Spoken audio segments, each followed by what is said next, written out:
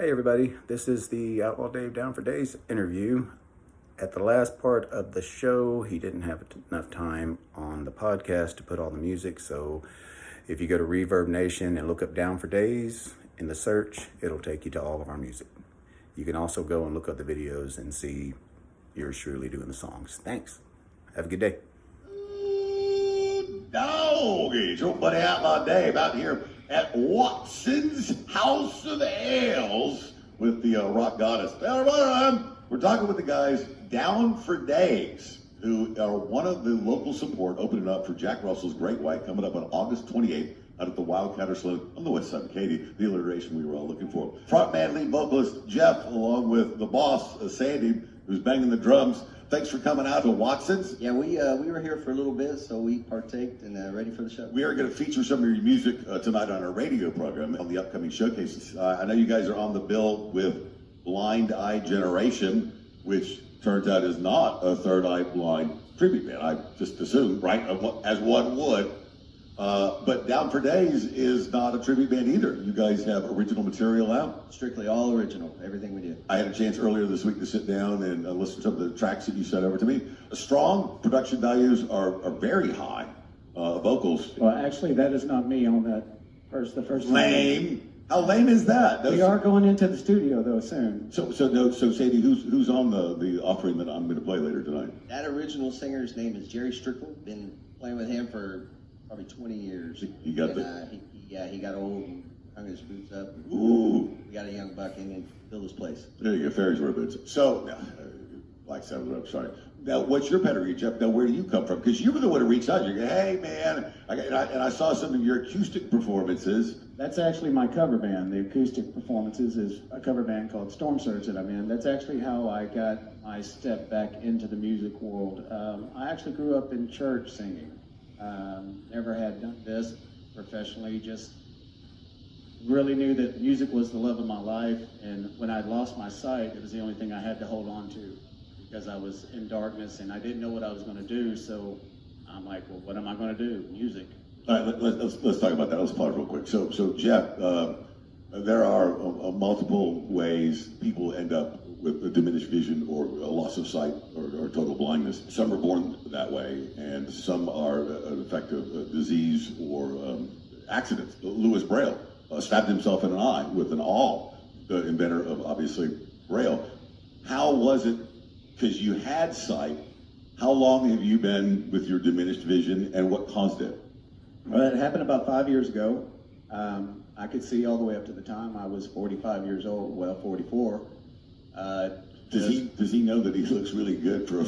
He told me how are you, 50? He looks really good. We're going to have to... He doesn't even know how good he looks. It's all that clean living, man. John Cheadle. So you're 45, and then what happened? What happened was I was diabetic, or I am diabetic, and I, through years of when I was younger, just not taking care of myself like young people do, stupid. And the doctors tell you it's going to be bad, and you just don't listen. I tell my kids all the time, my biggest regret is not taking care of my hearing. I swear to God, all the time.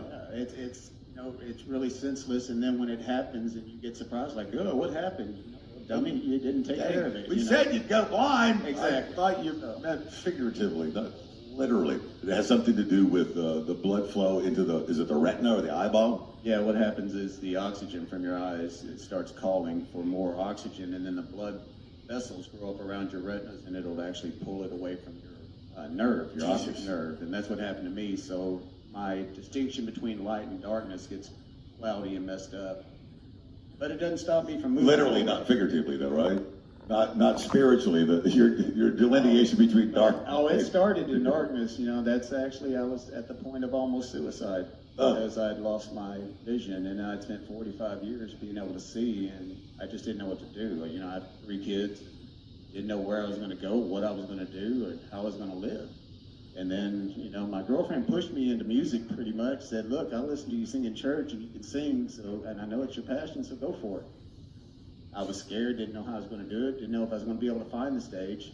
But I run across a post that this guy put out, and I'm like, man, I looked at the pictures, I said, that's metal, and I don't sing metal music. I'm a church guy, and, I can sing classic rock and country and all this other stuff, but I never did think I could do metal. So I passed it up. You know, it was like a year and a half before I actually ran across it again. And I'd been singing for my classic rock band, and Storm Surge.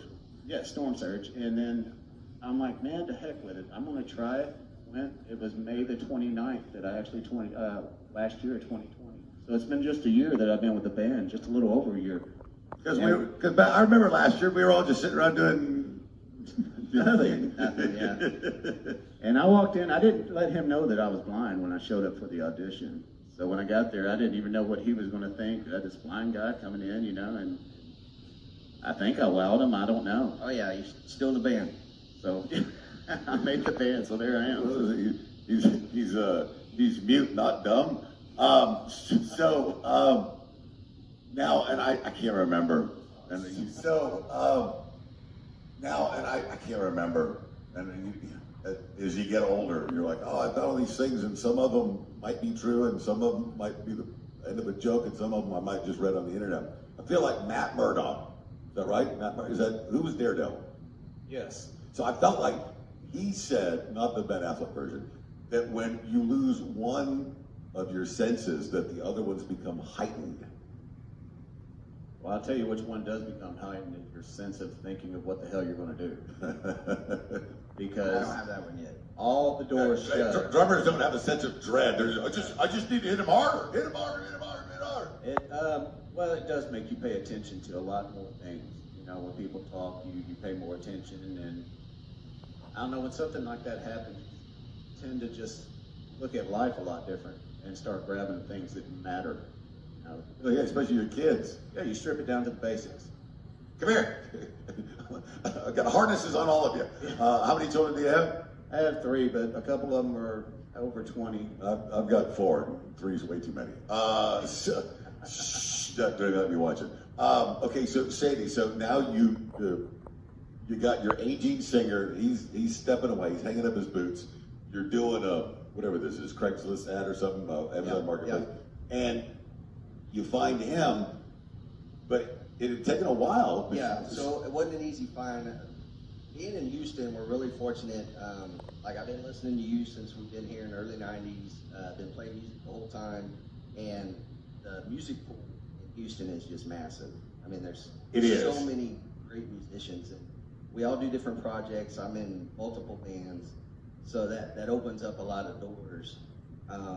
So we kind of went on hiatus looking for a singer. We were still able to work the other bands. Right. But it still led to Down for Days. That was my project. I get to do everything. I'm fortunate that everybody wants to play on my stuff.